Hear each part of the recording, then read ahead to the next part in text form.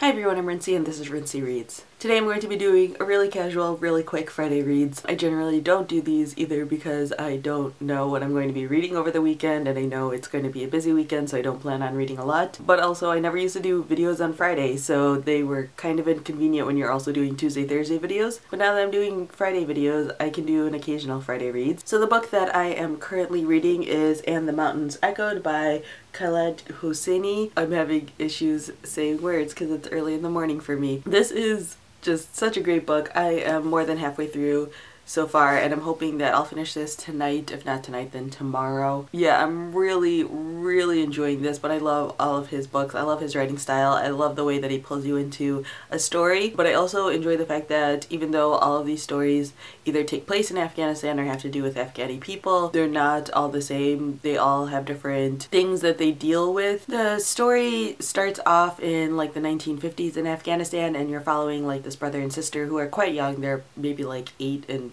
5 or if even that. Their names are Abdullah and Peri. They are very close. Like Abdullah is very much like a father figure as well as a brother to Peri, and then something happens and they end up getting separated and you end up jumping around in time and seeing sort of like how their lives have progressed, but also like the lives of the people who are adjacent to them as well. So it's really interesting. I'm very intrigued to see where this story ends up going. And then if I end up finishing that early enough, the book that I want to read next is Written in the Stars by Aisha Saeed. This is a new release for this year and it's a young adult book. It follows this young Pakistani girl who has like very conservative parents. They tell her that she's allowed to not do whatever she wants, but she's allowed to like study whatever she wants, take place in whatever like clubs or whatever she wants to do. The only thing that she's not allowed to do is date boys, and then she ends up dating a boy. I guess this is all what I'm gathering from the inside flap. And then when that happens, they end up taking her away to Pakistan and they end up arranging a marriage for her,